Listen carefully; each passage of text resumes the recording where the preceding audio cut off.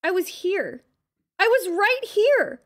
I was right here screaming and shouting, and none of you could see me. Why couldn't you see me? I waved and jumped and screamed, and you didn't even look. None of you even looked.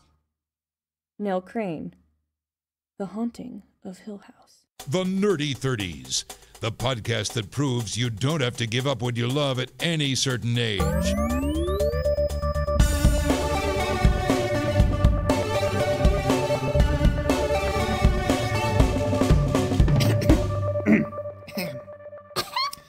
So, you're probably just tuning in after our amazing new theme song / opening. I'm so excited about that theme song. We just did an interview with Bill Ratner. Depending on when this is released, it might be the last one. I might just do it next. But when we recorded that, he just took like the last 5 minutes to just say, "Welcome to the Nerdy 30s." Yeah, he promoted us for like 20 minutes, and we were like, thank you. Yeah, we cried with happiness. We did. We were like, you are the best little man that I've ever met. But thank also, you. we're going to cry with sadness with this episode. Oh, that was such a good segue you did. I like segues. You're the best at segueing. The little trolley thing. What are they? Segways? I don't know what I'm talking about. Are you talking about see me roll on? Yeah, My Segway. I don't like those. I would break them. Wide and nerdy. But yeah, so this episode is about the haunting of Hill House and the different metaphors that the ghosts take for mental illness. Yeah. And grieving and so on and so forth. Fear of, family things. Right. And I feel like it's a good time. Like, it was big like a month or so ago. Right. It was Halloween season. We could have done it then. We had some other stuff we wanted to do. Right. But, this is a good time because I'm very open about it. But like, I've been having a hard ass time with my depression. Yes, he has. Really bad. Yeah. And I mean, and it's not one of those things where it's just, oh, Travis is sad. You know, like it's an actual issue that, really alters life. And I think that that's something that a lot of people don't get about mental illness. It's a struggle. Yeah. It's not just I have the blues today, I'm going to feel better tomorrow. It sticks with you. Yeah, it's I had a really bad panic attack over Thanksgiving. I just kind of shut down and started crying, and there was too many noises and people, and it was too much. And then the whole month of November was kind of looming on me anyway because it was my ex's birth month. And, I was with him for 11 years, and we broke up earlier this year, and it was just really hard on me. And then, right. And I mean, it's not only his birthday. I mean, it's holidays, too. Yeah, holidays. Because, I mean, he was family. He was family. But, and I also get very stressed out during the holidays because, like, I'm proud of the work that we do here, and I'm proud of the progress that I've made. But, like, I always kind of feel inferior because, all my other cousins and my sister, and, like, I love my family, but, like, they're all doing very good, successful things. And I'm just like, well, what am I doing? I'm 31, almost 32, trying to figure out how to restart my life. Yeah. And like, so that adds to the panic attack. Right. Not to mention like some of my hobbies triggered my relationship trauma. Right. So like, it just all kind of came together as this perfect storm. And I just really awful way. And for the last like month, I have just stayed in my room and just kind of stared at the ceiling and just cried. And so we haven't really recorded much, and we've delayed an episode or two because of it. Right. And you know what though? Here's the thing is when somebody has a mental illness, you have to treat it like any other illness. Yeah. If somebody is going through stuff, you help them through it. You don't just say, "Oh, well, you're supposed to be here." There's things that they're battling that they have to get through to be able to come. Yeah. And I mean, that's what we have used our podcast for as a way to get ourselves to open back up, because for a long time, both Travis and I were very shut down people. And this podcast is our therapy. We use this as our outlet to talk about things that bother us, that make us happy. It's just like we go to a therapist, but it's our podcast. And it's our way of expressing ourselves and relieving the tension that's built up. Yeah. You know? We can talk to each other, but also everybody, is she going to do it? I heard Alexa. No, she's upstairs. Ugh. I moved her. I panicked for a second. I'm just like, she's going to do it again. No, I moved her. I was like, get out of here. Serious moment. Ugh. But anyway, that's why Aaron's the one that adds you guys to Facebook, and I am not, because if you add me to Facebook, it's just crying all the time. Constant crying. Here's the thing. The right people will be in your life when you have constant crying and will be there for you. The wrong people will tell you that you shouldn't be crying. So tell them to F off and just stick with the good ones. I do, and then I cry again. Yeah, and that's okay. And then the ones that are the good ones will be like, I am so sorry you're crying. I'm here, you know? Yeah. So, but I mean, I feel like it's important that we preface this with that we have an understanding of what the people in this show go through. Yeah. Because, I mean, there's so much depression, so much anxiety, so much grief that they've gone through. And one of the things that I went through for the last few years, right before we started doing this podcast, was I lost so many family members. So many. I lost, and this was within like 3 years of one another. I lost my aunt. I lost my grandfather. I lost my cat. I lost my husband's father. We lost his grandmother. I lost my... she was pretty much my grandmother, because I lost my Nana when I was little, and she kind of stepped into the grandmother role because she dated my papa for like 20 some odd years. So I lost her as well. I lost so many people in such a short amount of time that the grief had taken over, and I had lost my ability to talk. Yeah. I lost my ability to speak in coherent sentences and to be able to just do things. Like, I was in so much grief that it actually caused me to get physical illnesses. And that's why I say that your emotional health is so important, because it's all interconnected. Anything that's going on mentally is going to go on somewhere physically too. Yeah. And the more that you hide it and the more that you suppress it, the worse it's going to get. It's probably why I'm having such a hard time now, because like I'm experiencing that this year. Yeah. Like, my health problems have gotten not great, worse. And I lost my longtime relationship of 11 years. I've been unable to work like a quote unquote normal job. Right. I lost both of my cats, who were my children. Exactly. I lost one of my really close friends just suddenly from an alcohol related thing in March.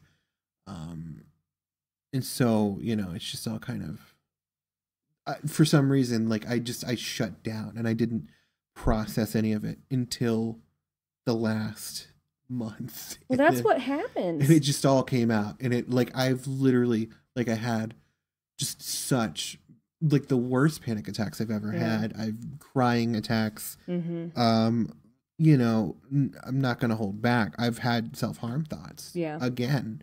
And it's not been a fun time. And I'm sorry, like, this is not our normal fun time podcast, but like, that's where I've kind of been lately. And so like, I apologize for being a downer, but like, that's just my mind. Well, here's the thing, is anybody that listens to this has gone through things, just like we've gone through things. And I feel like they can relate. And if you can relate, send us a message. We are A-okay with talking to you about problems, But I mean, like, I completely understand where you're coming from, because when my cat Punk passed away, I went through complete panic attacks. Well, this was whenever he got diagnosed with cancer. I've lost so many people to cancer. I hate cancer. But he got diagnosed with cancer, and I remember, like, I cried so hard that my head felt like a balloon was in it, and I started puking everywhere. Ugh. And I couldn't catch my breath. Like, I had never experienced that before, because I've always been somebody that was very much so, we'll just talk about one of the characters in the show. I identified with Nell and Shirley. Yeah. And on this aspect, I identified the most with Shirley with this, is that I always held it together. I was always a very big perfectionist, and I always wanted to have the appearance that I had it together. Mm-hmm. Because I was under the impression that if I cried or if I was upset, that it was weakness, that it was this undesirable thing, you know, for me to have emotions. Because, you know, they always say to girls, smile, you're better when you smile. You know, so that's what I did. I did that for years, even through abuses and things. I would smile and act like everything was okay, and people assumed everything was okay because I did not tell them. And I didn't, and a lot of stuff that I've gone through, I have not told people about, because for me, it's more so of something that I need to go through. Like, I need to understand it mentally before I can talk about it. And a lot of it I still don't understand, you know? And I think that's the process that you have to go through. Mm-hmm. You know, you have to get to that understanding so you can heal from things. And I think that that's where you are. You kind of opened your floodgate. It's bad. Yeah, it's not a good feeling.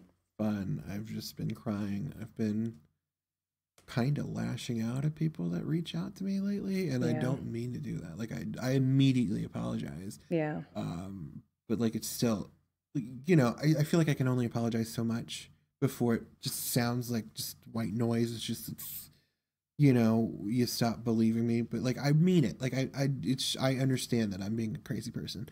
I just you know, it's where I'm at. I really wish that mental health didn't get lumped into the words of crazy. Yeah. Because, I mean, everyone has a brain, everyone has emotions, everybody has mental health. It doesn't mean you're crazy. Okay? Crazy is when you start murdering people or hearing voices that tell you to kill people. That's crazy. Okay?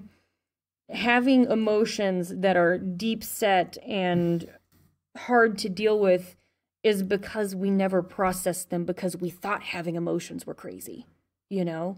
I think that's a good segue to get started with the actual topic. Absolutely. Which, something you just said about hearing the voices. Yes. To tell you to kill people. Because the first characters that you wanted to talk about were the parents. Well, the first thing that I want to do is I want to talk about the house. Well, the house, okay. Because the house is this metaphor for the family structure. Yeah. You know, all the bones in the house, everything that goes on in the house, and how the house is lit up with ghosts and demon-looking things. You know, it's all these huge metaphors for what is actually going on in the family dynamics. Mm-hmm. And it's very dysfunctional family dynamics. And there are areas in the house that have, like, black mold. And that tells me that the environment is toxic. Yeah. You know, because black mold is toxic, and it actually causes mental health issues. There was a moment whenever I was watching Hill House that I was like, are they going to just make this like this giant commercial for getting rid of black mold? The last episode is just, it's an advertisement for like a mold like removal service. Yeah, I mean, I was really hoping that this is something that would happen, because black mold can give you, it can cause you to hallucinate, it can give you like lung issues, all kinds of stuff. So I was just kind of like, where is this going? And I'm somebody, I read into stuff like way too deeply, so so that's where I went with the house. You know, because I mean, like the red room is actually like the heart of all of their problems. You know, like everything that's bad is just stuck in that one little red room. And it's kind of like how none of them wanted to talk about it, and they all kind of shut it out. So that's why you can't get into the Red Room, because that's where their emotions lie, you know? Yeah. So it's the heart of the issue is what the Red Room is. I don't know if I loved the Red Room. Yeah. Not in twist. No. The last episode was stupid. I was just like, how did they not know? Like, is the house just like making them be like, oh, I guess we do have a reading room? I believe, but I've never seen it. It's because that last episode just totally ruined everything. But the entire Red Room is just a metaphor for, well, they kind of gave it two different metaphors. On one end, it was the places where they went to be alone, where no one else could get in. Yeah.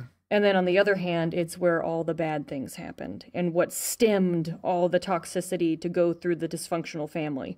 You know, so I don't know. Like there's a lot that goes on in the house, and I wonder just like how many of the ghosts in there, because I mean the mom can see them. Yeah. So the ghosts in there, are they actually just the ghosts of all these other families that have gone through the same exact thing? Because all families have dysfunction in them. You know, I'd imagine. Yeah, I mean, like just watching them, because I mean they're all gonna have stories, and they're all haunting that house. At least one of them is Uncle Fester. Right, exactly. That one bald guy that's like Bald guy staring in the that's door. Always in the doorway. He That's- looks like Uncle Fester. That's not the one that bothers me though. I hate Stare Man. The The guy that one that's stares through always- the little.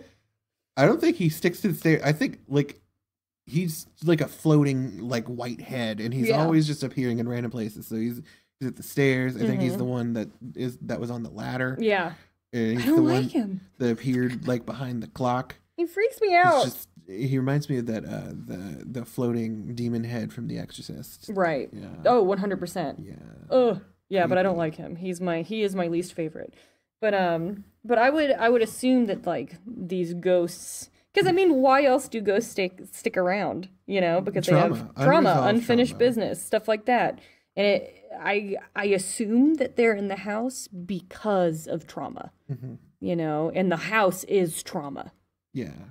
That's it in a nutshell. So now that we've kind of like gone over the house and sort of how that's the metaphor for the entirety of the family and how they kind of work together, each one of these characters is like, what is it called? There's a classification that counselors use for dysfunctional family roles. Like they have the hero. That's the one that, adopts values and dreams that others want of them. And they're like, I'm going to achieve all of them. Yeah. You know? And then you've got like the enabler, the codependent, the scapegoat, the lost child, the doer. Was that you? That was Mitch. Oh, Lordy, that scared Mitch is me. having a party upstairs. He's having a party and we weren't invited. Rude. But like each one of these characters is some sort of family structure dysfunction as well as having a personality disorder. So I thought we would kind of go through each one of the characters and talk about what we noticed in them, you know? So let's start with the dad. Okay. So what was your big impression of the dad? Hugh, I should say. I don't know. I feel like out of all the characters, he's the one I connected with the least. And yeah, I mean, this is one of those shows where, because I'm, we just spent like 20 minutes talking about my mental illness. I can relate to all of them really, Right. like a lot. But I don't know. I don't think I have as many thoughts on him as I do everybody else. I feel like the dad does like the polar opposite of the mom because they're both of their driving forces is to protect their children in different ways. But like he does it in a way that's secretive, and like he keeps the truth from them, which if we're going with the metaphor of everybody has mental illness, sometimes can do more damage than good. Like for me especially, I have to work on like not needing to know everything. Right. Because like sometimes things eat away at me. I'm just always assuming that people are thinking the worst or planning the worst, Or like I if do the I'm same not thing. privy to a conversation that they've had, like I'll be like, oh well, they're conspiring against me, and it's Yep. just it's awful. I do the same thing. Oh my So- gosh. I am so happy you do that too. No, that's one thing that's been affecting some friendships recently is Yeah. because like I'm just like I assume that other people are wanting to not talk to me Mm-hmm. because they're too busy talking about me. Yeah. Yeah. It's So- like that paranoia where you're like, do you actually like me or are you just tolerating Yeah. me?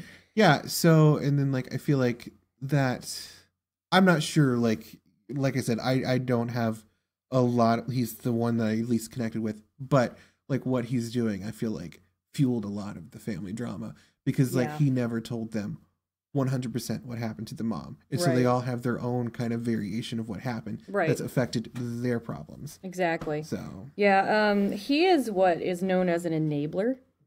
The enabler, it started out as a descriptive word for females that were married to alcoholic males.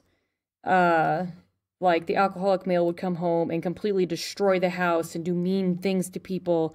And the wife would come in afterwards and kind of like be like, oh, everything's good. He's just tired, kind of a thing. And then would clean up the mess like it never happened. yeah. So he is the enabler of the family. And a lot of times the enabler is they add to the problem because they never address it full on. They never address the real issue and it just compiles. Yeah. And people know something's wrong and they can feel something's wrong, but it gives them so much confusion, Yeah. and him not telling his kids what actually happened. He sees it as protection. They see it as withholding information about their trauma. Yeah, it's not helping them Yeah. come to terms with Right. their trauma. Exactly. Because they don't have all the pieces and they're always going to be missing a piece. Right. And like, so even if they find it out later, then maybe they won't even be able to resolve it correctly Mhm. because like they got it too late, Right. Right. And what's sad though is the dad carries all of that guilt on himself. Yeah. And he shuts out his kids and has them go and live with their aunt. Mhm. So, I mean, he's even doing it to himself, Yeah. like, oh, nothing's wrong, everything's okay.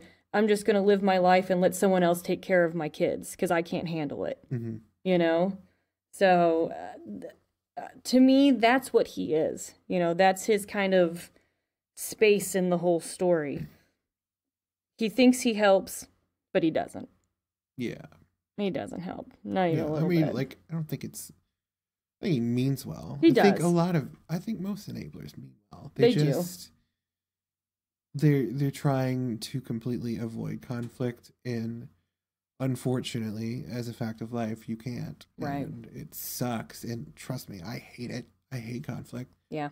I try to avoid it when I can. But like if I know that there's no way of avoiding it, I try to take it head on as delicately as I can. Right. Mm-hmm. That's why whenever I feel like, because like you and I have kind of like just like this like connection where I'm just like, oh, she's having a panic attack.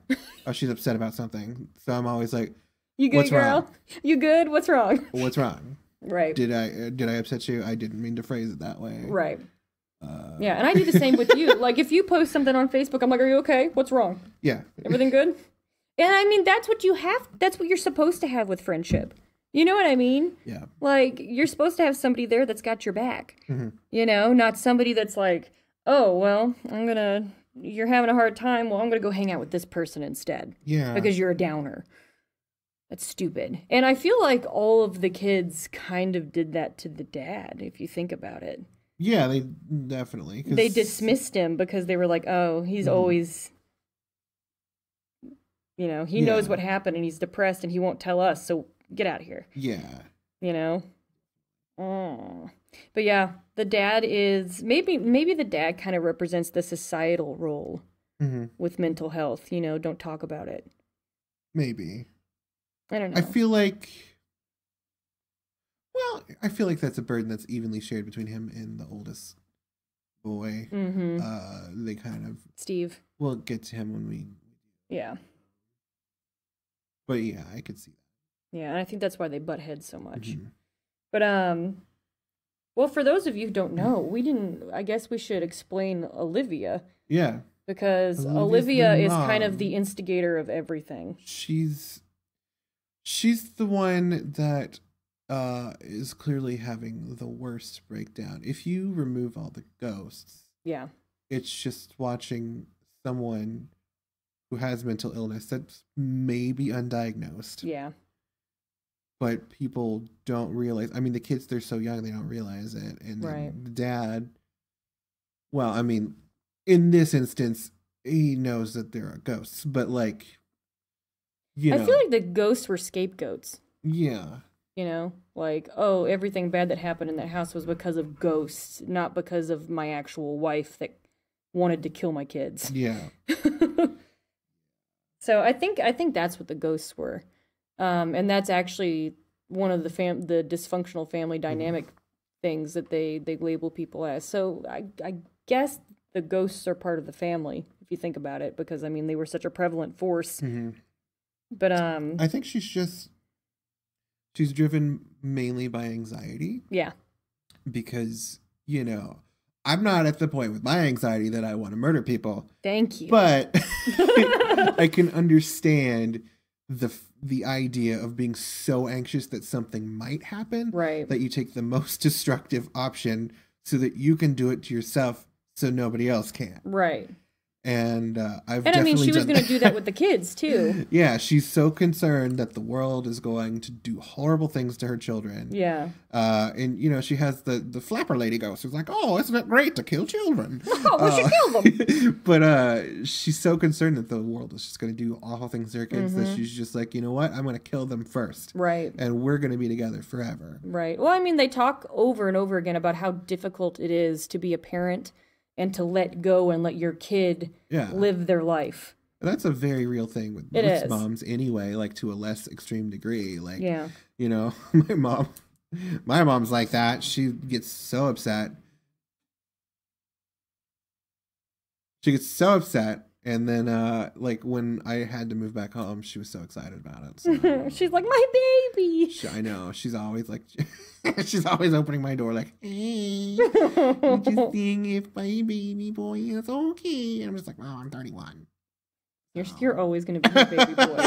You're always going to be her baby boy. And there's nothing wrong with that. Mm-hmm. Yeah. Well, I pretty much, I have this, you know, I've got... Oh, she's not down here anymore. I can say it. I have Alexa, and I drop in on my mom all the time. I'm like, hey, girl, what you doing? Like, multiple times a day. I'm like, hey, I don't have any money. Can I come over and eat some dinner? And she's like, yes, please do. That's, like, we have a lot of similarities, but that's where we're different, because, like, you're very forward with that stuff. And I'm just like, I'm going to hide until I die. Yeah. And then they'll probably be like, well, he should have asked us for stuff. Yeah. But I'll be like, I'm too ashamed. Yeah, it's taken me years, and I mean years, probably 31 years. I'm 32 now. It probably took me 31 years to get to the point where I ask for help. Yeah, I still don't. Yeah, I know. Until it gets to the worst point, and then I'm just like, I know. Lying. That's why I just go to you. I'm like, you okay? Yeah. You okay, Travis? That's probably why your mom comes in. She's like, hi, my baby boy. Yeah, the last couple of weeks have been just her walking in the middle of me crying. Aww. I'm just like, I'm fine. She knows you're not, watching though. Sabrina the Teenage Witch. It's just a very sad scene. Batty Bat died. Batty Bat! Yeah, no, well, Batty Bat didn't die. Batty Bat got put into a can. No, I'm watching the TGIF version, which that's so much better. is gonna have a thing happen later. Yes, it is. Different episode. It's gonna be fun. Excited about it. I have so many notes. Super fun. But yeah. So there's a lot of metaphors around that mom, around Olivia. Mm-hmm. So I think Olivia might be bipolar. Oh, definitely. Because when I watch her, she'll be 1 minute she's fine, and then she gets headaches, and I feel like that's when she's losing. Like when her depressive episode flares up and she gets angry and aggressive. I think that's what's going on with her. I think she's bipolar. Yeah. And maybe a little schizophrenic. Yeah. Well, because the ghost could just be her seeing things. If you take away like it being literally a ghost show, she's always the only one besides maybe 2 or 3 of her kids. Yeah. That see ghosts. Right. And she's always like, I see things. I hear things. Right. So, you know, if you take away the supernatural aspect of it, it very well could be. You know, it could be that they are the voices in her head. Right. That are telling her all these horrible things. Mm-hmm. And it gets passed down to her kids. Yeah. And there's a lot of links between her and Nell, which is their youngest daughter. Mm-hmm. And Nell is the one that commits suicide and has brought all the family back together. Yeah. But, you know, the necklace that the mom has, it just feels like a metaphor for that noose. Or like passing it down. Well, yes, absolutely. Because she says that she's going to get the necklace later. So she's passing down her mental health, and then the necklace is the noose, you know, like whenever she's having her reality changed by her mother's ghost, quote unquote mother's ghost. The necklace is what she puts on and then later finds out is a noose, and she's falling off the side. So, and what's interesting to me is it's Nell and Luke inside of that locket. And it's Nell and Luke who she tries to kill. Yeah. And it's Nell and Luke who have the biggest problems out of the kids. I mean, they're her babies. Right. You know? Right. You've been traumatized. But I feel like Olivia's issue passed down the most to Nell and Luke. Mm-hmm. And that's why they're the two that are in the necklace. It kind of trickles down more the younger they go. Because, like, you know, she passes down her ability to see things to Theo. Yeah. But Theo handles it with alcoholism. Right. But we'll get back to them in a second. Absolutely. One thing I wanted to bring up. It's a little tangenty, but it's not. Go ahead. It's something that I've watched a lot of like explanation videos and like exploration videos of the series because I loved it. I really did. Right. Like it really touched me in a way that a lot of shows don't. But like one thing that was brought up, I can't remember where I saw this, but there's kind of like there's the whole storyline of both parents are trying their different ways of protecting their kids. Absolutely. And it fails. Right. Either way. It's also mirrored in The Housekeepers. Yes. Because they are the opposite. You know, you have, Hugh and Olivia. They're just kind of this young, little bit free-spirited couple. Mm-hmm. They're trying, modern, we're going to let our kids, do what they want, but like, within reason. Right. And then you have the Housekeepers. I forget their names. I don't remember their names. But the Dudleys. The Dudleys. And they're religious. Yeah. And they're very... And their daughter Abigail, who most of the Crane family believes is make-believe. Yeah, because they keep under her... Luke. They keep her, she's under lock protected and key. As much as they can. They protect her from the world to the degree that maybe Olivia starts to want to protect her kids. Mm-hmm. And it still fails, and she still dies. Right. So it's a story about like all these parents having different ideas of how to raise kids, and they all fail. Right. So. And I think that's that goes with any parent. Every parent is afraid of what they're doing is going to completely mess their kid up. Yeah. And it's very common. Very common. I mean, every parent's afraid of doing something that's going to really screw their kid, Yeah. And I mean, and there's no right way to raise a kid. All kids are different. So, cut yourself some slack and just do your best, And that's the thing with mental illness and, I guess parenting in general, is that your anxiety becomes a self-fulfilling prophecy. And if you do it too hard, it will mess up your kids. Oh, absolutely. Absolutely. But Olivia, the mom, she is kind of the instigator for all of the family members having mental illness. You know, she did something very traumatic to the kids at a young age, and they all are still dealing with it into their adulthood. Yeah. So that is Olivia in a nutshell. Mhm. And I don't know. There was something that she did that made me kind of wonder if she abused the kids, as well as her having her episode where she tried to poison Luke, Abigail, and Nell. Yeah. There was a few things where I was kind of like,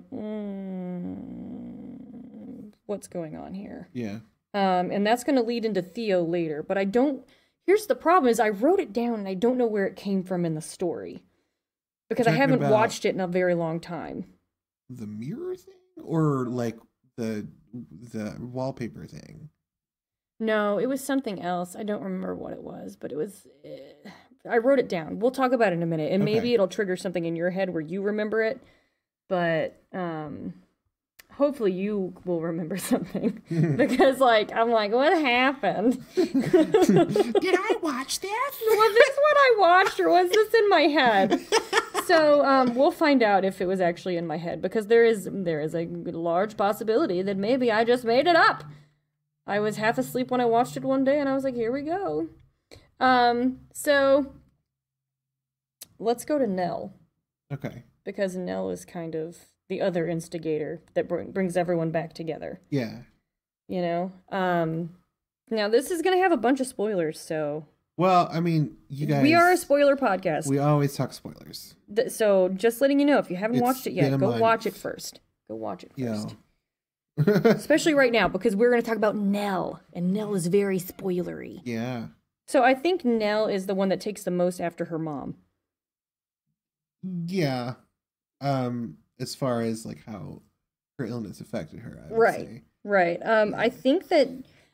I think Nell has borderline personality disorder. What do you think? Honestly, all of the different terminologies kind of it comes together, and I never know what the difference is between Okay. like, borderline and because like they all have like very similar symptoms, Yeah. so it's hard to tell for me because like I just know that I have issues and I try to see doctors for it. Right, exactly. And so did she. So borderline personality disorder, they have fear of abandonment. They don't like to be alone. They have poor self-image. They're self-destructive, impulsive behavior. And they tend to have suicidal behaviors as well. Mhm. So I think she has borderline personality disorder. And as well, it's interesting with her because I think she is also the peacekeeper of the family. Because she's the Yes. one that always wants them to come together. 'Cause even in death, Mhm. she's like all of like, and this is something that we've noticed, Right. is that whenever there's a jump scare, whenever the family is fighting, it's always Nell. Mhm. It's always like either Nell appears and Right. screams, or she pushes over her own casket, or she's something. She's just trying to get their attention Right, so they stop fighting. right. So she very much was the peacekeeper. And she was always, even in life, she's always just like trying to do what she thought was best for people to the point of buying her brother trucks. Exactly. And, Which kind of puts her in the enabler role, if you a think about little it. bit. Yeah, She's like she's got all of her parents' traits. she does. But then like, I mean, and even like at the end, even though the ending was kind of bogus, but she was still the one that brings everyone together. And Right. she's like, it's not your fault. I'm going to be okay. Please stop fighting. Right, exactly. And that's what she always wanted, because there are several times in the show when the other characters talk about how she was like, she always wanted us to get together. She always wanted us all to be in the same room. And it's so strange that it's her funeral that brought us all together to get in the same room. Yeah. So, I mean, being the peacemaker sucks. I've always been the peacemaker in my family. Mm-hmm. And it's very difficult because you want everyone to be happy. and it kind of steals your joy when you see them fighting. Yeah. And you take on that. You take on that role of responsibility of being a parent to everyone, even though you shouldn't be. Yeah. You know, she's the youngest. She's the most mature. Yeah. Let's talk about that bent neck lady. Neck lady. Bent neck lady. Neck lady. Now, I think that Nell would see the bent neck lady whenever she was feeling suicidal. I don't know if that's necessarily true because I don't think she would have been suicidal as a child. I have known some children who have been suicidal. Like, because just like or depressed, I should say. Up until that moment, she seemed to be well adjusted, and then like when they moved into that house, and then her mom started having all the problems. That's when she started having issues. So I don't know if it would go straight to suicidal, but depression, maybe her sadness, you know. And I mean, for those who haven't watched, don't listen to this.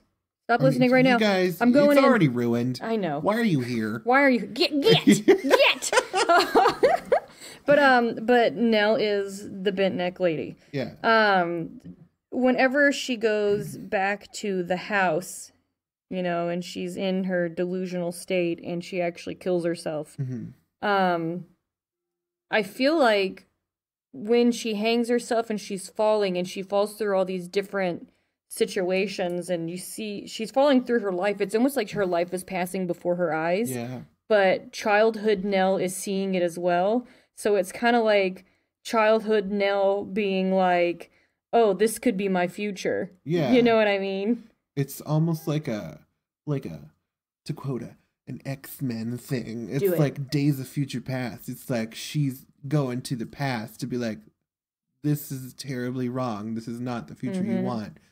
You need to do something else. But she can't say it because, you know, I'm assuming that her throat is crushed and she can't really talk. Right. So all she can do is just say no, and then that's freaking herself out. Right. Exactly. So...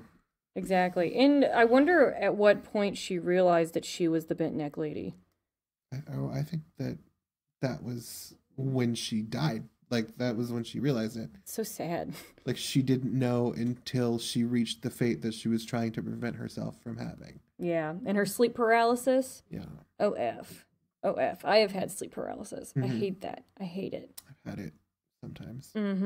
And what's interesting to me is, like, I feel like her husband was the one that kind of kept her depression at bay. Yeah. You know, because I feel like, again, the sleep paralysis was a way for them to say, oh, hey, she's going through her mental illness again.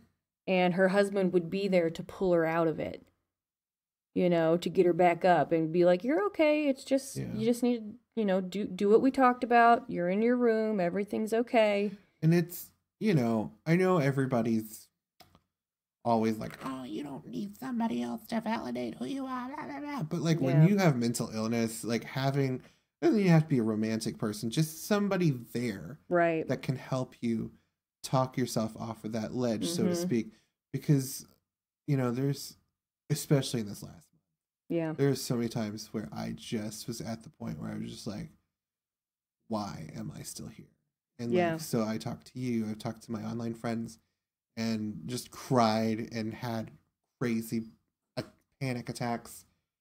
And I got, I wouldn't say better, but like I did feel better after getting that off my chest. So it's, you don't ever underestimate the importance of letting somebody vent to you, at least. Right. Or, you know, showing your support. Because even if it's something as small as just sitting with them while they have their moment, that really changes a lot. Right. So yeah. And it's like what I told you, it's a privilege for you to talk to me about stuff. Because like I would rather you talk to me about things than you not be here. Yeah. It is a privilege. It's not upsetting for me. I mean, it is upsetting for me that you're upset, but it doesn't bother me that you need to talk, you know? And that was what, you know, Arthur, Nell's husband, did. Yeah. You know, he was there for her. And that was why whenever she was going through the bent neck lady stuff, she would call her dad. Because her dad was good at talking her down. Yeah. You know? And her dad doesn't live next to her anymore. She moved to California. So he was like, I gotta call your brother. Mm-hmm. You know, go to your brother's house. And he did not do it. Come on, brother. Come on. Yeah, they kept ignoring her phone calls. Mhm. That's, you know, I understand. So here's another thing. Like, I understand everybody has a life and Right. like you can't always be there. But like if you're intentionally ignoring somebody that has so many mental health issues, Mhm. that's just going to make them feel worse and might actually push them to a place where they're in danger. Exactly. So, like, yeah, I understand. It gets frustrating. It gets old. It's hard to deal with all the time. You do need a breather every now and then. I'm not saying give up your life because you need to baby this other person. Right. But, like, you know, give them a text back. Yeah, at least let them know that you are available and that Mhm. you are present in their life. You Yeah, know? I it's- mean, one of the worst feelings is feeling like you are depressed and you are alone. Yeah. Yeah. So Yeah, absolutely. be there. Be there and care. You know? Because, That was like the moment I was just like, I feel that so much. mm-hmm. Because, like, I do have people in my life that are like, I'll be there for you. And then, you know, you're just like, I'm having a bad time. They're like, who is this? Mm-hmm. Like that very thing happened to me. I mean, I know I've talked to you about it. I don't Yeah. know if I've talked about it on here, Mhm. but I literally broke my back and found out that I had osteopenia and thyroid problems and Cushing's syndrome and all kinds of stuff all at one time, and I had to leave my job. Yeah. It took months to figure out. Well, they had to let me go, I should say, because I couldn't move. But it took doctors forever to figure out what was going on. And when I finally found out what was going on, I contacted my boss at my old work, and I said, hey, I finally figure out what was going on, why my health had failed me so badly. I have Cushing's syndrome. And she said, who's this? And I was like, Yeah. what? And then I told her who I was, and she never wrote me back. So, yeah, it's one of those things where it's like, I gave my heart, like I told you guys earlier, I am somebody that goes out of my way for other people, and like, I like helping people, Mhm. but sometimes I don't know when to stop. And for my own health, you know, like not in the way that they want me to stop. It's I don't know how to stop. Yeah. And it's one of those things where it's like I wrecked my health for you, you know, and you can't even give me one text back. And that's just how work is in America. Yep. Like, oh, I've destroyed my body for you. Okay, thanks. I'm gonna hire someone else now. Yeah, exactly. Great. Exactly. Yeah. Yeah, it just a bad situation all around. Um. But guys, please just be there. All that she would have had to have done to make me feel better is say, "I'm so sorry that you're going through this." All she would have had to have done is say something like that, Yeah. and it would have made me feel better because I would have felt heard. Mm-hmm. But she didn't. So I went back to concealing in a little bubble. Mm-hmm. And you know, kind of like back to Nell, kind of like with Nell, whenever she was going through her little bubble and you know, was lying to her dad about where she was, she went to a hotel room, and it was the exact hotel room that they stayed at after her mom killed herself. Yeah. You know, and it was kind of like replaying all the trauma that she went through as a kid. You know, and I mean, that's what your brain does, though. It does. When you go into depression, you seep into depression, and then you're like, oh, let's think about all the bad things that have ever happened to me, and let's really focus on them. Mm-hmm. And let's get hyper vigilant with trying to figure out why I'm so messed up. Yeah. It's stupid. It's It's stupid. not great. It's not. Yeah. I'm not sure which character to jump to next because you had a segue, made an accidental segue that I think is perfect, but I don't know if I should talk about this character next. Go right because ahead. There's Who another is it? one. Well, okay, so you're talking about how you're so empathetic to everybody else, Mm-hmm. like to the point where it tears you up Yeah. apart. I feel like that's Theo. Yeah. Very much. Like in a literal sense, because she's like psychic and she can touch things Yeah. and feel things. Well, there's a part of me as I'm like, is she actually psychic or is this part of her psychosis? Maybe. I don't know. You know, like, does she have it? You know, because I definitely feel like she is antisocial personality disorder, Yeah. where it's like I keep people at a distance I feel and like, I manipulate others to get what I want, so that I don't have to. yeah, I don't think it's necessarily. I mean, like, yeah, like when it comes to certain things, she can Right. be manipulative. I don't think it necessarily comes from a place of malice. I feel like out of all the characters, I identify with Theo the most, Mm-hmm. and not just because she's gay. Are you sure? No, She's the gay, gloved lesbian lady. with her hair perfectly done. No, because I'm very much the same way. Like I am so empathetic to people to the Yeah. point where I You let close it off. hurt me. Yeah. I am empathetic to fictional characters to the Yes. point where it hurts me. Absolutely. Like if And- I play video games, I cannot make mean decisions because I will cry about it. Yeah. I was just telling Aaron about this. I write online with some friends for fun, and my character accidentally got into a love triangle, which he lost. Mm-hmm. And that kind of mimicked my breakup relationship. It was a failed polyamorous experiment. And I am just kind of broken for a while now. Yeah. So I'm at a point where I'm just like, well, first of all, I panicked in that situation Right. over a fictional relationship, Right. which is dumb in hindsight, but it triggered real things. Right. Oh, absolutely. But that's why I'm kind of identifying with Theo right now, is because like I over identify with people so Mhm. much, but I'm also wanting to keep people at arm's length right now. Right. Because I'm so afraid of getting hurt again that I don't want people to touch me or be near me, Mm-hmm. but I want them to be okay. Yeah. You know? And it makes total sense. I mean, that is 100% Theo.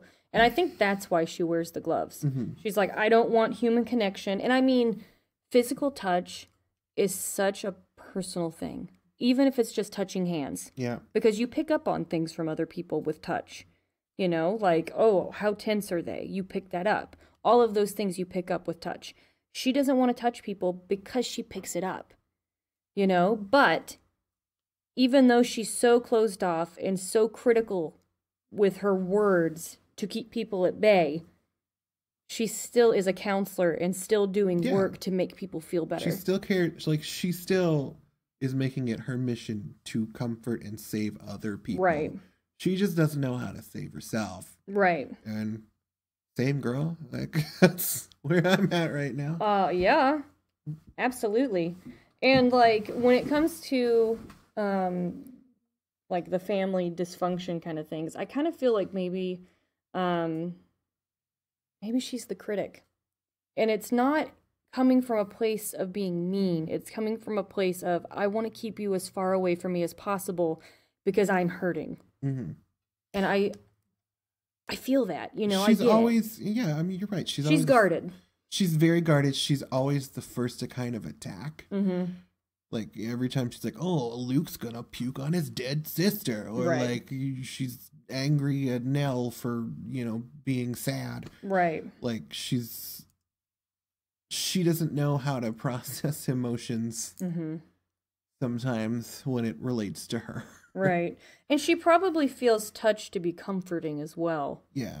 And a lot of times when you are so empathetic, you have a hard time feeling comfort. Yeah. You Yeah. know?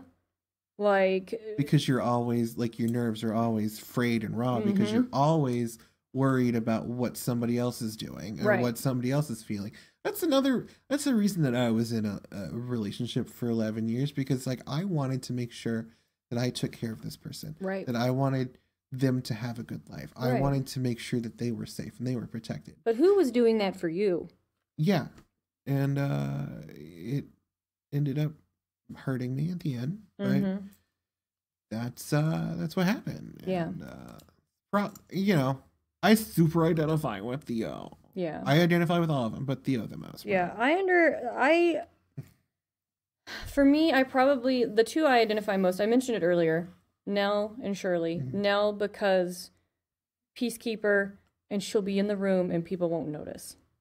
That happened to me a lot as a little kid. Like, I even got left places because people forgot I was with them. Yay! And I think that's why I kind of developed this personality of being very happy and bubbly towards others. Yeah. Because number one, I want other people to be happy. I do. And then number two, it made people take notice of me, you know? And I mean, I felt lonely and lost all the time, you know? Yeah. You're going to try and figure out which ways to cope with that. And then Cheryl with her perfectionism, you know? Why don't we just hop on over We can to hop right Cheryl. into Cheryl. Just Cheryl. To Cheryl. Was there Cheryl. anything else about Theo that we should say? Not off the top of my head right now. I just wanted to talk about how I interpreted her and how I connected with her. Oh, the thing that I was talking about earlier that I don't know if it's actually in the show is about Theo. Go ahead. And I put a little note over it with a question mark. It says, "What is this?" So it says, spanking thing about spanking your kids makes you give sexual feelings, gloves to protect her from filth, hiding her sexuality by wearing gloves, mom sexually abused her. That's what I wrote down. What does that mean? I don't know. Was she spanked? Was she spanked in the episode? In any of the episodes? I don't think Olivia and Hugh would ever have spanked their kids. Oh, I think Olivia would have. I think In one of her when episodes. she started like disassociating Yeah. and being crazy. Well, let's try to stay away from that word. But like when she started having her breakdowns, Yeah. then I could see it happening. Yeah. But I don't think sexual abuse would have been a thing unless like that's another character layer that we didn't see on the show that somebody else did to her. Maybe. I'm not sure because that's what I wrote down and I don't know if I just picked it up. Mm-hmm. Like Well, I just mean, with little things that they said or she just what? you know, she has her quote unquote psychic abilities. We don't know if they're real or if they're just whatever. Or she's just empathetic. But like also, you know, I can understand where that might have you might have picked up something because I mean, like I can see where you're getting it too because you know we both have similar stories of things. And like she was bothered by the whole, you know, child abuse situation that she was dealing with in her focus episode. Yeah. And she was genuinely traumatized when she found out. Mm-hmm. So like I can see that. But Yeah. I don't know if it was anybody in her immediate family. There was just one line that she said, I think, and it spurred something in my head to wonder if her mom sexually abused her. I don't know for sure. I wouldn't say her mom sexually abused her. Or someone at some point. Yeah, I don't know for sure. I mean, ultimately, it was her mom that provided her with the protection from the rest of the world. Right, the gloves. exactly. Like, you know, when I don't want to feel things, I just put on these gloves. Right. So. I don't know. And also, with her mom killing herself, it makes sense that she would close off to people. Yeah. Because she, you know, she doesn't know if someone else is going to do that. Why get close to him? Mm-hmm. You know? So it makes sense to me that she would get like that. Yeah. Yeah. Yeah. Definitely. But I don't know why I wrote that down. I'm going to assume that there's one line, and I was like, oh, F. I probably just read into something. I mean, generally, I am pretty good at picking up on those, like, little hidden metaphor things because of real world stuff. Right. I don't see that from Olivia. Yeah. Unless, you know, like I said, when she was experiencing her breakdown, she was physically abusive, Right. which could possibly happen because we saw her break the mirror and go crazy and try to murder her kids. Right, exactly. And I mean, you see little instances where, like when Nell's name was on the wall, where you could see her cracking.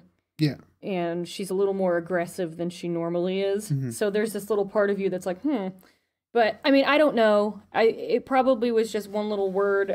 Maybe she got spanked as a kid and she mentioned it. I'm not sure, but Yeah. I wrote it down and I wanted to mention it just in case someone that's listening knows what I'm talking about. Because I don't know. I haven't watched it since before Halloween. So Yeah. it's been a little bit. And my brain, I don't have a good memory. But Brains. yeah. But we'll go to Shirley now. Cheryl.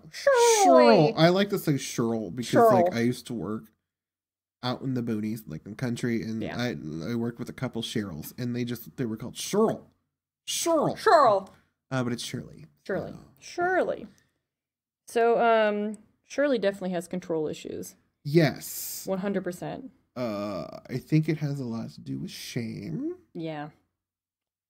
because she doesn't want to believe that she's capable of some of the things. Of cheating on her husband. Yeah. Yeah. But maybe here's- even she doesn't want to be capable of the things that her mom did. Right. You know? Well, here's the thing. I think she cheated on her husband because she's so in control all the time Mhm. that she was like, I have this one opportunity to let loose Yeah. in a place that I'm not known with someone that I'm not known with, you know? So I think that was her reasoning for cheating on her husband. And I Yeah. don't think it's a good reason, but I can see why it would happen. No, I 100% agree with that. Yeah. Because I have life experience of that. Yeah. Because, me and my ex, we had a long, tumultuous Tumultuous. relationship where some infidelity did happen. And, like, it got to a point where I was pushed so away that I was feeling so underappreciated and I just needed an escape. Mm-hmm. So I did, Yeah. somebody else. And I'm not, that wasn't a great thing. Right. Our relationship was long and troubled and we tried to make it last and we tried to fix it every time and it just wouldn't, It wasn't healing. nothing would fix it. So like, I understand. I think it was probably more so a different reason for her because Kevin just seems like he's really loving. Yeah.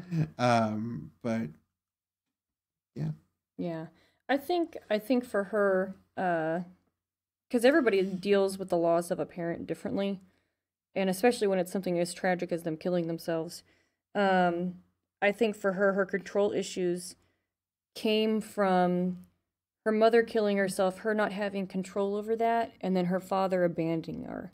Yes. Because I feel like she probably took on the parental role Yeah. with her siblings. I feel like her and Steve did. Yeah. Well, I mean, when she experiences death for the first time with the cats and then like with their mom, like, and then she meets the mortician Right. and she learns about funerals and stuff. Like she takes it upon herself to be the one to make people feel better. Mm-hmm. Which I know is something we just attributed to Nell, but I think she took it in more of like a maternal, Yeah. like overarching way. Yeah. Where she can't like feel a things super, herself. like superhero syndrome, you know? Yeah. She, would go above and beyond even how terrible she felt. I mean, she even did Nell's autopsy. Oh, no, she didn't do the Or, autopsy. The whatever, Like, preparing her body. Formaldehyde, not formaldehyde. What is it?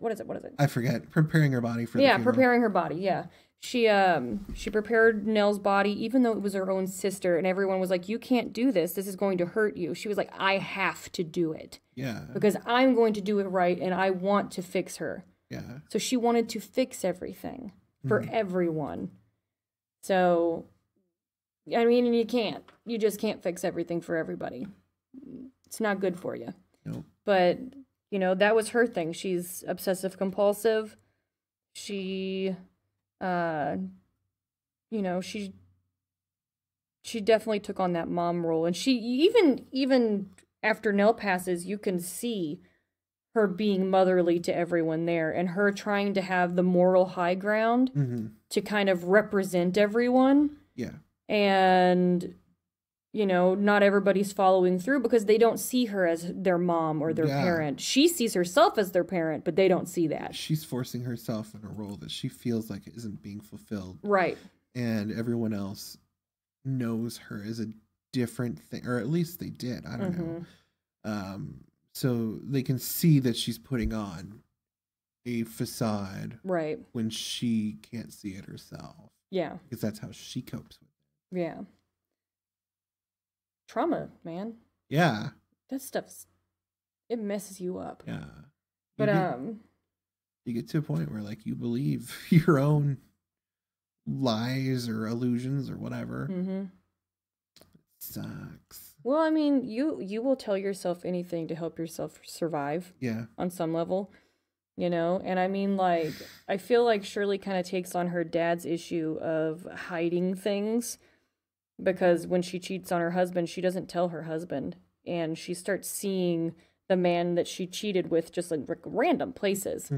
And sex. anytime that I would see him on the screen and he would like hold up his glass, I'd always go, sexy time. Oh man. Yeah. Poor Cheryl. Yeah. She is she definitely has obsessive compulsive. Yeah. Like just from the things she does, which is just like I have to keep doing her makeup until it's right. Yeah. Or like she has a throwaway line where she's just like, I just changed all the light bulbs in the house. Well, the thing is that if she's not in control of things or feels like she's in control of things, then she feels chaos. Yeah. You know, and I do that. I feel that because like I have control issues. I know I do. I've been working on it. I'm not great at it, but I'm getting better. But it's one of those things where it's like if I don't plan out each and everything and have everything perfect, something's going to go wrong. And there's this anxiety and fear that comes with obsessive compulsive disorder that you just can't break around, you know? So it's kind of like you're structuring your world in a way that you feel like you can't, if anything goes wrong, it's not your fault. Yeah. You know? So it's a way of protecting yourself. And I feel like most of their issues is a form of protecting themselves. You know, because I mean, their childhood wasn't great. So, yeah. But yeah, she definitely martyrs herself quite a bit. And that can be her downfall because it gets to the point where she's just like, oh no, I am correct. I am the good one. I am high and mighty. I didn't take the money. Right. And then when she finds out her husband did, she's just like, what? Yeah. Like, you're ruining my moral high ground. Right, exactly. And the thing is I don't even know if she would have been that upset about taking the money or the story if she hadn't been wanting to be that parental mother role. Yeah. Because she's like, you know, Steve, you're writing this story and you're exploiting us. And I don't know if she would have done that if she didn't have that control issue because it's not her. She doesn't have control over what he's writing.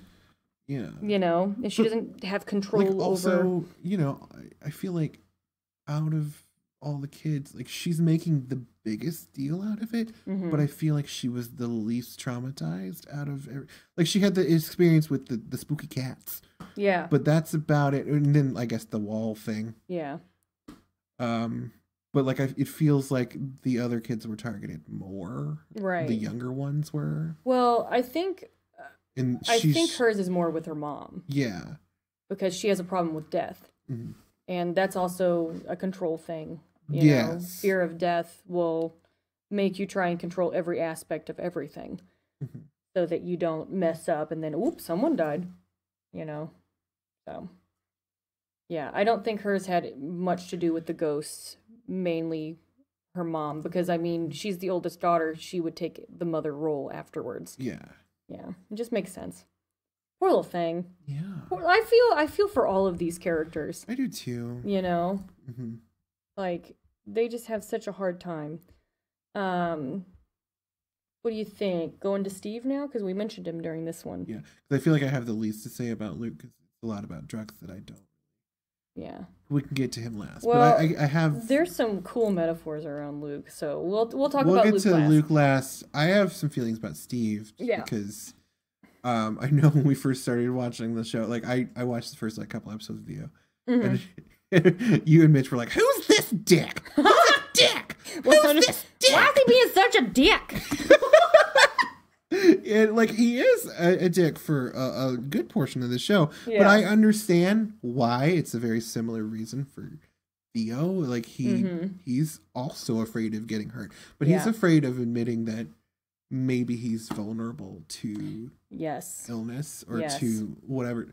Like he has such anxiety about it. I think he might have the same crazy amount of anxiety that his mom had because he's so anxious about becoming sick that he gets a vasectomy so he can't have kids Yeah. because he doesn't want them to be sick also. Right. Oh, 100%. And it's like also it's like a weird like parallel but also opposite reaction to protecting his kids. Yeah. So he'll never have kids. Exactly.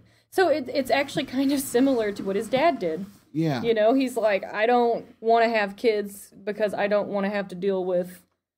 Well, technically, his dad didn't have kids after he sent them off. Yeah. So, I mean, he's just kind of, he's trying to protect further generations from having mental illness, is what he's doing. Yeah. I can understand it. Yeah. Because it sucks. It does suck. It's terrible. Mm-hmm. I wouldn't like I would give anything to be like just a quote unquote normal person. There's this meme going around online somewhere. It was just it basically it's just a sentence. It's just like there are people out there that get up and enjoy their day and have a normal day and don't have Right. panic attacks and they just like live their life. It's like, how do you do that? Wild. And I would give anything to be that kind of a person, Yeah. but I am just upset all the time, scared all the time, sad all the time. Yeah. And I'm on medication. I do what I need to do, but it doesn't go away. Yeah. That sucks. My big thing is anxiety. Like, Yeah. that is, like, my depression will come and go. Like, I will go through, like, these bouts where I don't feel anything whatsoever. And I just kind of sit there. I don't watch TV. I don't read. I don't do anything. I just sit there and I just Where stare I've off. been for the last couple weeks. It is the weirdest feeling of just existing. And I will get like self-harm times. Yeah. And I actually get that, I can't remember what it's called. There's a word for it, but it's where it's called the call of the void, where I'll be sitting there and I'll imagine me hurting myself in some way that like kills me. And then it goes away. And I'm like, I'm not going to do And honestly, I think that's been scientifically proven to be a thing that everybody has. that. Yeah. But like it's just people with depression, anxiety have it more. Yeah. But it's just like it's a weird thing. Even when I wasn't in this dark place, I would have that thought like you'll be driving, you'll be like, what if I just drove off the bridge? Wouldn't that be cute? Exactly. What would happen? Wow. What if I just stabbed myself in the eye with this fork? Yeah. Oh, I mean, it's one of those things where it's like you don't have experience being a dead person. Yeah. So you're like, what is that? So there's like this little thing in your head that's like, what's that like? It's like that morbid curiosity. That would be such a good horror movie. It really would. Actually, there is a horror movie like that. It But it's- sounds similar to Final Destination, but different. No, it's not Final Destination. It's where they actually killed themselves medically and brought themselves back to life so they could see what they. Flatliners? Yes. Yeah. I haven't it's seen it. lame. I've heard it's not good. But like, I just mean like you're just like, I'm going to stab myself in the face. And you just do it. But then I feel like it would be too much like that M. Night Shyamalan movie with the Twist. plants. oh yeah, it'd be stupid. It'd be so stupid. But yeah, I have PTSD and I fear death a lot and all that jazz. So I mean, I completely get trying to control that. And I mean, I don't have kids. Mitch and I have talked about not having kids because we're both like, are we gonna mess them up? Yeah. You know?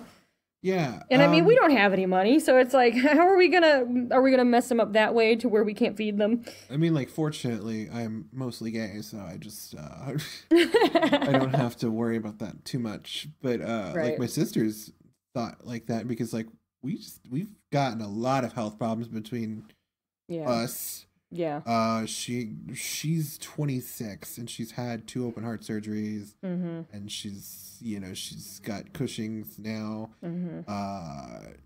A lot, and she's afraid of having kids and passing that on. Oh, absolutely. I think because like a couple years ago, she told mom she didn't want to have kids. Yeah. I think her priorities might be changing a little now that she's in a serious relationship. She's engaged, Yeah. so maybe, I don't know, but like she's definitely brought that up too. Like, Right.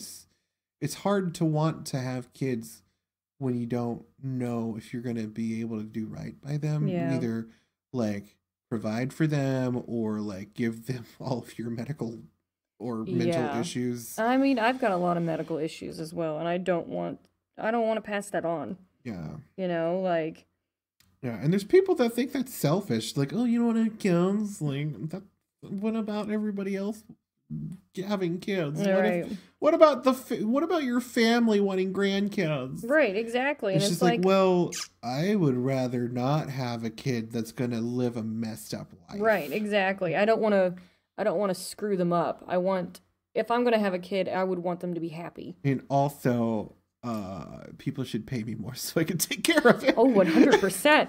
I ain't got no money, guys. I Yeah. ain't got no money. That would change some things, maybe. Yeah, just a little. Just a little. But yeah, I've definitely had Mhm. a lot of people ask me recently, when are you having kids? When are you having kids? I feel like that's such a rude question. It is. And I mean, like, you guys don't even know if I can have kids, number one. And I do have some medical issues that would make it difficult. So maybe keep those questions to yourself. It's so dumb. I'm not into that question being asked. Mm-hmm. I feel like people need to stay in their own lane for a lot of things. Like, there's a lot of personal questions Yeah. that people have just been like conditioned to be like normalized. It's not. Don't ask somebody if they're pregnant or when they're getting pregnant. Mm-hmm. Don't ask, somebody if they're gay. Right. Don't ask a person that might be trans if they've had surgery. It's not your Don't business. Ask personal shit. Yeah, it's not your business. We You're just will being a tell gossip. you if we are having children or having sex with same-sex people. Right. And if or we want to gender tell you, we will. Like, we'll tell you. We'll let you know. Mm-hmm. When we get to that place where we're just like, this is a thing that I want to talk about, Right. we'll let you know. Right. Until then, shut your fucking mouth. Yeah! Shut it! I don't want to hear it! Yeah. Yeah. Anyway, but speaking of Stephen, he's a writer. Yeah, And, so am I. He likes to control his narrative. Yes, he does. Uh, He's like, I want people to view me a certain way. He's like, hey, here's the ghost story, but if you ask me about it, it's totally fake. It's all completely fake. Well, here's the thing is, like, I noticed something with him whenever his dad is taking him out of the house in the very beginning. His dad says, don't look, close your eyes, close your eyes. And I feel like that's his dad controlling a situation to try and enable, to be like, hey, there's nothing wrong going on. Close your eyes. You don't want to see this. He opens his eyes. Yeah. When he's being carried out. He first starts with his eyes closed and then opens them. And I feel like Steve is the one that understands what's going on the most. Maybe he's just in denial. Yeah. Well, I don't think he believes in ghosts. I think he believes in the mental illness. And I think Steve on some level is us. Or maybe maybe it's both. Maybe it's he saw the ghosts. Yeah. But then he's just like, oh shit. Like, he saw it for like half a second. He didn't. Right. He had probably the least amount of exposure to the ghosts as everyone else. And then when like you have people being like, oh, your mom's crazy and she killed herself. Right. Like, he saw the ghost for half a second and then he goes immediately into denial. And he's just like, I'm not seeing this, but oh shit, what if I did see this? I'm not gonna have kids. Right. Exactly, because he doesn't want to spread that. Mm-hmm. I feel like maybe the mental illness passed him. Mm-hmm. It might have passed over him. I feel like he's probably the one that's got himself the most together, minus his relationship, because he's not good at relationships like the rest of them.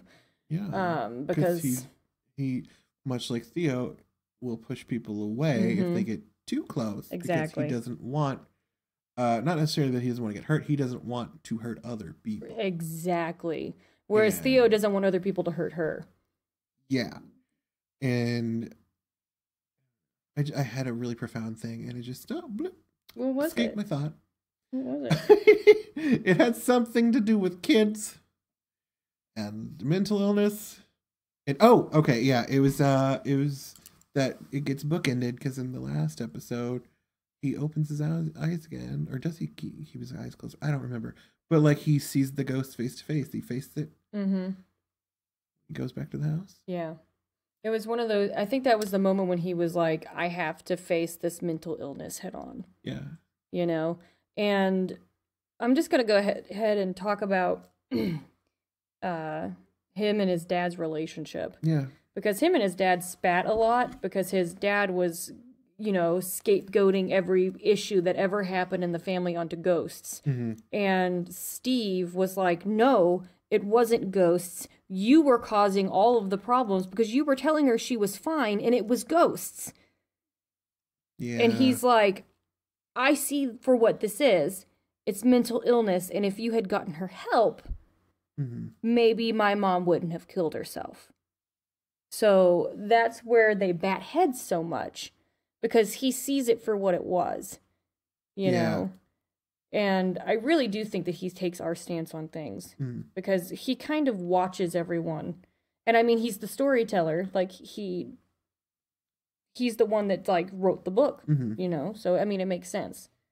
It makes sense that he would be the audience on some level. But I think one more thing about Steve, I think he wrote that book as a coping mechanism.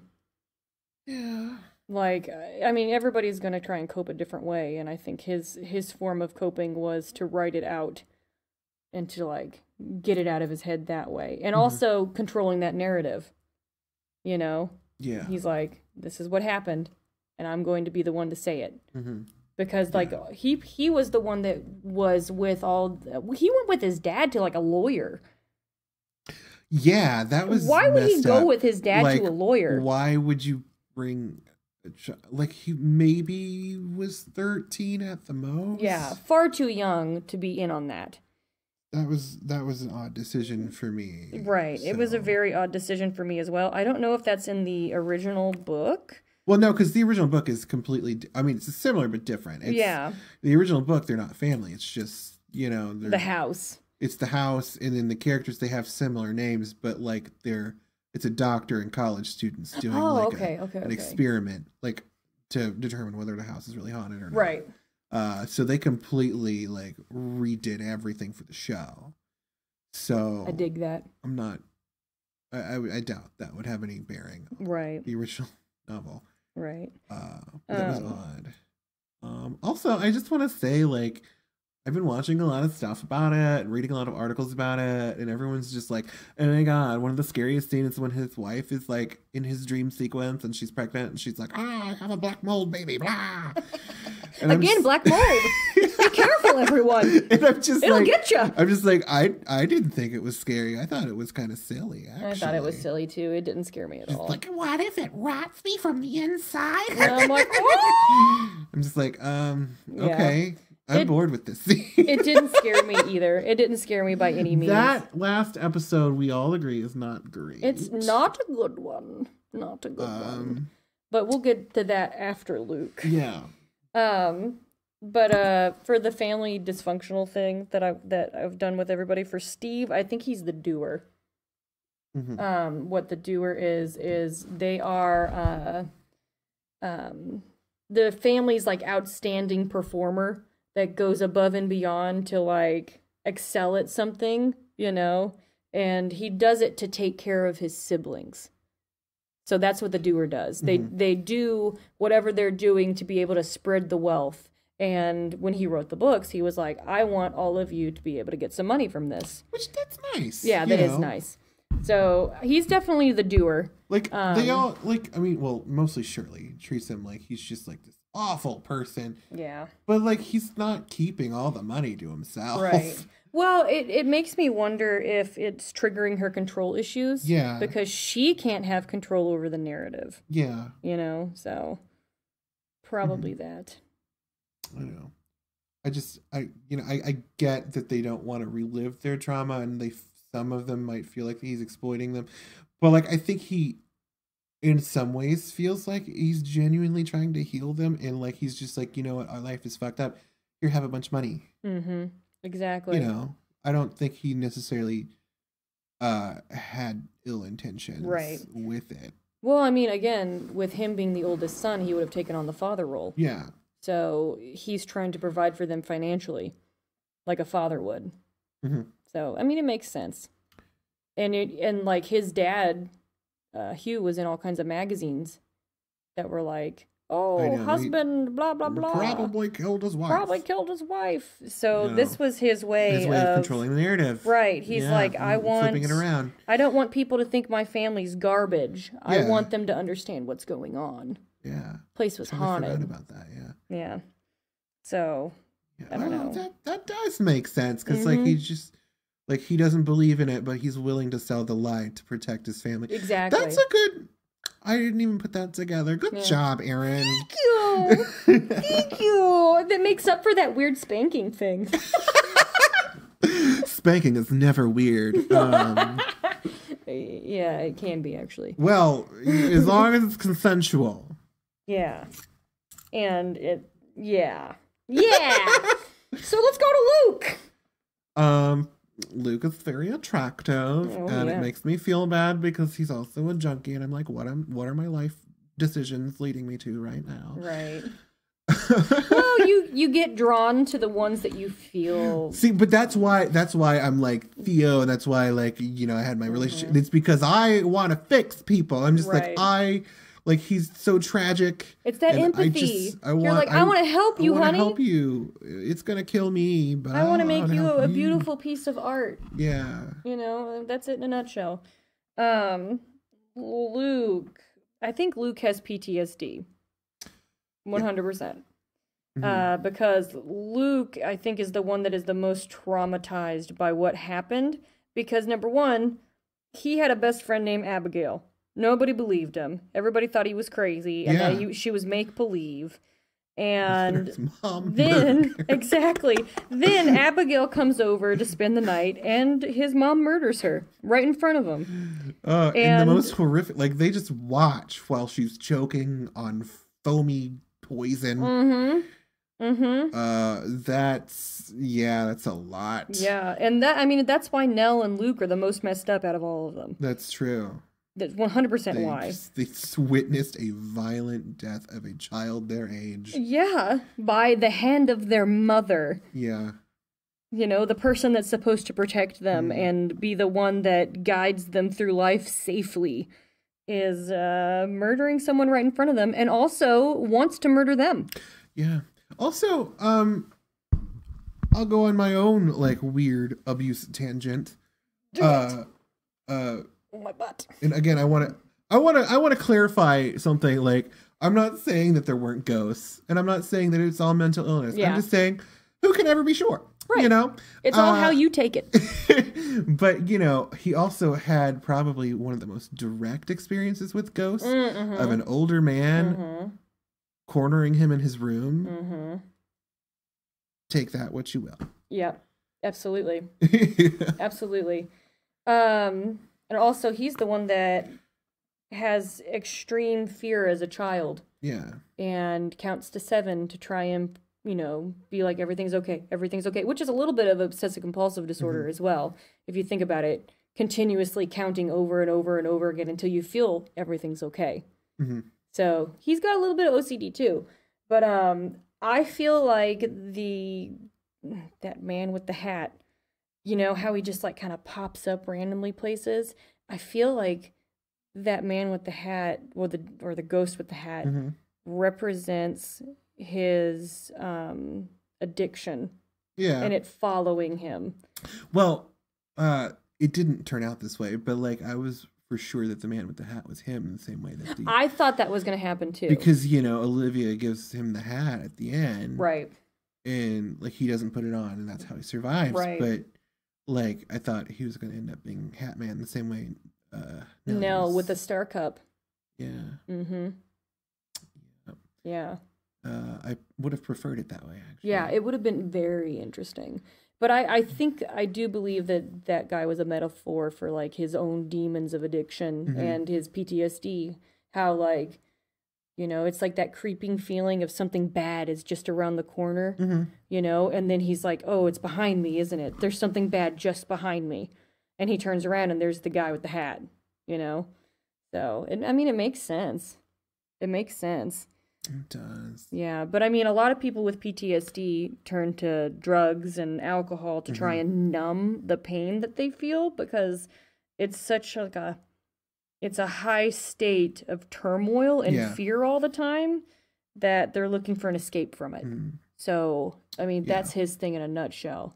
It's also kind of why I made the connection of maybe it's also a physical manifestation of an abuser. Right. Because where did his fear come from? I know, where did his fear come from?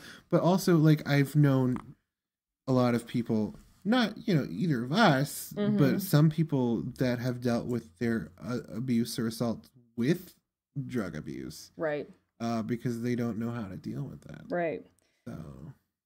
And, I mean, that's what people do. And again, this is just a wackadoo, like, oh, what if? Like, I'm not saying this is exactly what happened. No, that is very possible. That is very possible because I mean the rates of child sexual abuse is very high. But like the reason I would think that is because his parents were house flippers. They always had like weird men going in and out of their house. Exactly. Like there were plenty of times where like they just have like a construction crew there just working on. Yep.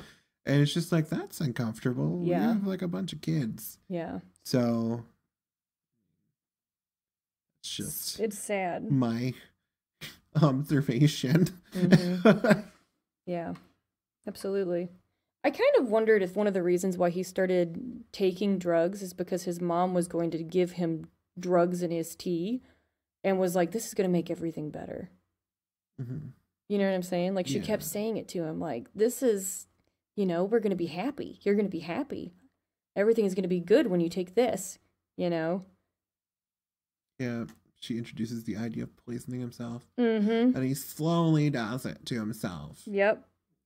There was a part of me that when Nell puts all of her pills in the toilet, I was like, he's constantly feeling things that Nell's feeling, and Nell's feeling things that he's feeling. I was like, when she takes those pills... and she's probably on some narcotics or something. Is he getting high off of that? And is that stopping him from being able to get clean? Yeah. Because he's getting that high feeling. Interesting. Yeah, I was wondering about that while we were watching it. Well, I was watching that part, but... But now I'm just taking it literally, so I'm just imagining him shooting up in his foot and her just sitting next to him. They would feel it, yeah. Yeah. She's like, it's a twin thing, So, I mean, I really wonder... twin. I wondered if that was part of the reason why she dumped all of her pills. Maybe. Who knows? Yeah. I mean, she did... Like, she was because going she through saw that. She saw Luke up on the ceiling. Yeah. Yeah. So, and That then makes right sense. after that, she dumped all of her stuff and was like, I saw the bent neck lady, Yeah. Wow. Yeah. Or maybe seeing him in an OD state made her not want to take those pills because she didn't want to overdose. I don't know. But then not taking the pills progressed her mental illness. So, yeah. The catch-22. It is a catch-22. Sucks. Sucks terribly. It sucks bad. But, man. But I feel bad for the Dudleys. I do too. Because, like, the daughter they tried so hard to keep safe. It's almost abusive how they keep her safe. Yeah. Like, she's not allowed to leave the house. And that's why everyone thinks she's fake. Abigail is who I'm talking about. Yeah. But But after they find her dead, it's almost like they don't care. Yeah, that was like my biggest complaint with the whole show. Well, Yeah, that was the problem with that last flippin' episode. But like their response was so bizarre to me because their daughter's dead. Right. First of all, they didn't even cry. Yeah, Like, well, I mean, I get that maybe they have a little bit of comfort if the house is really haunted. They're just like, well, you know, Well, she's gonna hang out. she's just gonna hang out and be young forever. Right. I mean, I would still expect emotions from them, Right. but like also like they're so quick to protect Olivia after they find out that she's killed herself. Right. When if I were a parent, I would have been like, "You're going to jail." like this crazy bitch murdered my child. Exactly. Or maybe it was like she's already dead. I can't do anything. Going to, well, you know, I would have probably found some vengeance. Right. Been like either like, oh, I'm going to make sure everyone knows what a homicidal maniac your wife is, or I'm gonna study up on exorcism and torture this bitch in this house. Right. Or maybe that's what they did. Maybe that's why she kept trying to get everyone to go to the house. She's just like, Mrs. Dudley won't leave me alone. She keeps poking my toes with needles. Jeez. But I mean, it just like seemed like they were already at peace with it. Yeah. And I was like, what? Where's all your grieving process? Because the whole show's about grieving process. It was so, and then, like, their ending was so sudden and tacked on. Just like, well, Mrs. Dudley aged 80 years in 20 years, and she died, and now she's happy as a ghost. Yep. Everything's good, guys. Don't you worry.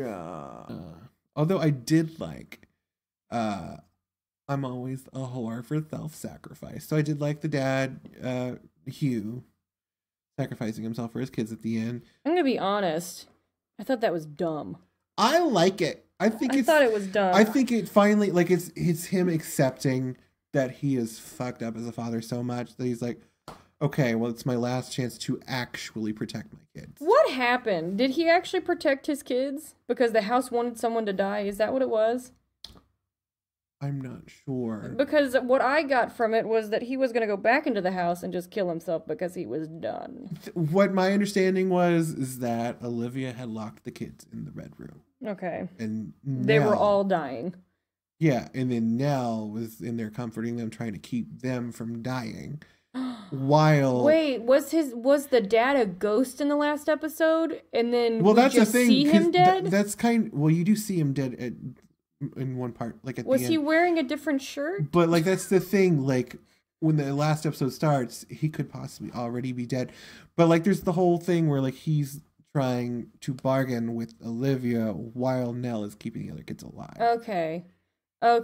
And now I understand what's happening. And then, like, the last shot of him accepting his death and going to hug Nell and Olivia. Nell is happy. She's just like, Daddy, she's happy. But, like, if you look at Olivia's face, she's watching her kids walk away from her, and she's just horrified. Yeah. Which is very subtle. Okay, I see it now. Okay, because that last episode, I was like, what the F is going on? And, I feel like maybe his death was metaphorical as well, because it was the death of the secret that he was holding, because he wasn't telling any of them what actually happened, but he finally told Steve, this is what happened. Yeah. This is what I saw. This is what your mom did. This is the truth. And again, Steve's the one that sees everything. Yeah. And they were trying so hard the wrong ways to protect their kids. Right. Finally, he told him the secret. Finally, he gives up, he owns up to his own guilt and everything. And then finally, his kids can let go. Right, exactly. And I mean, even Theo took off her gloves. Which annoyed me. Yeah. Well, that's why I was like, I think it's a metaphor and something she was using as a metaphor, way to keep people fine, away. But like if they're leaning hard, and because sometimes they leaned hard into I'm actually a psychic. Right. Then that helps nothing. You're just gonna have weird visions when you go out and touch something without your gloves. That was my problem with that last episode. I was like, okay, which way is it? Are they ghosts? Are they a mental health issue? Is she having psychic visions, or is it just... What I would have preferred is the original ending. I told you about this earlier. The original ending when they were all having that happy, sobriety party for Luke. Yeah. And everyone was there, and they were all just like a happy little family in like an old timey painting. The Red Room window was supposed to appear in the background, so it'll be like, oh, they were dead the whole time, which I kind of would have liked better. Yeah. As depressing as that is, at least, if it would have been resolved, everyone would have been happy. Right. They're dead, but like they're happy. So it's kind of like, ah. So, but then that would have made their mom right the whole time. Maybe. Sometimes I like a bleak ending. That's I true. Don't know. That's true. We as Americans enjoy the happy ending. We do. We know it's unrealistic. Even though, because we know it's unrealistic, so that's why we're like, something's good's gonna happen, right? But, I think that ending would have been cool. It would have been. It probably would have been better, and also would have given us another metaphor. We would have been like, oh, what does that mean? Can't outrun your illness. Exactly, it's gonna be there. But one of the things that, with Luke, that really stuck out to me is when he tried to burn the house wouldn't burn. Mm-hmm. And I think it's because he wasn't over the trauma. Yeah. Like he couldn't burn away his demons. It was still in there. Mm-hmm. And then in the Red Room, he took drugs. Like from the supernatural point of view, they explained it that's Olivia's not allowing him to. Right. But, yeah. He's not dealt with his own. Yeah. He's issues. not dealing with his trauma. Oh, goodness. Well, altogether, I think the entire show is just a look at grief and mental illness and just how much it can mess you up. Yeah, it's interesting. You can watch it one time through and be like, well, this is just about ghosts. Mm-hmm. And that would be totally cool. And then you can watch it again and be like, this is actually about mental illness. And that would be another cool way. Right. Like, it's interesting to rewatch and just to kind of pick up different things. Right. Also, the secret ghost in the background, like Uncle Fester. That's always fun. I was like, where is that one? See, I watched it on a projector, so I couldn't see any of the ghosts. Yeah, if you watch it, make sure you watch it with the lights down low and then like on like a screen that you can see. On a television. Because you'll see the ghost in the background. My favorite one is Uncle Fester. He's like a bald man. He's my favorite as who well. Looks like Uncle Fester. Thoroughly enjoyable. He hangs out in doorways. You'll see him when the camera pans past a doorway. He's just like in a doorway. He's got a light bulb in his mouth. He probably did. He should have. I don't know if he did or not. Yeah. But it's show has been renewed for a season 2, which I think is I wonder what they're gonna do. To be honest. I don't think that's a good idea. Because I loved the show. It's one of my favorite shows of this year. I feel like it told a complete story. It doesn't need to tell anymore. I mean, what are they gonna do? Just be like, this is what they're doing now. And then they're gonna show Nell's grave. I've heard is that they're gonna do it like American Horror Story, but like within Hill House. So like every season's gonna be like a new cast and new adventures in Hill House. Maybe they could start using the short stories they're writing about the ghosts. Yeah, maybe. And their lives, and they would show like, oh, what actually happened with the Flapper Girl. I would prefer like a flashback over like it's the family that moved into Hill House after. Right. Well, nobody moved in afterwards. We're gonna renovate the house because Steven lost the lease. Yeah, that would be stupid. Yeah, do flashbacks on the other ghosts that are in the house. And then we'll wonder if they're real ghosts as well. Yeah. But honestly, I don't know. I don't know how they can make a better season 2 or a good season 2. Yeah. I'm skeptical.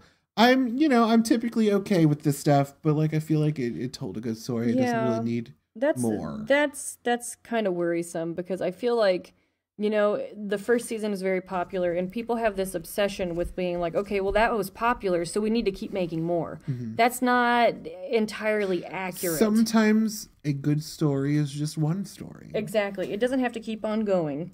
It can be one good story that makes you feel things and you're done. Mm-hmm. Don't have to keep going. But I want to end this with the very last metaphor that I noticed in The Haunting of the Hill House. Flappers are evil. When Nell was with her brother, and they all saw Nell at the very end, she says to Luke, "You woke up," which is the thing that calls back to the thing that her mother kept saying to them over and over again is, you're going to wake up and you're going to be so much better. But he actually woke up in real life. He woke up. You know? Oh. Yeah. And he was better. He was better. He got sober. He did. Or did he? Maybe or he's is already he dead in the dead. red room? Sorry. It was out of focus and we couldn't see the window. It was there the whole time and they're dead. Well, with the house being a metaphor and the red room being the heart of the issue, maybe that means that the heart of the issue is dead.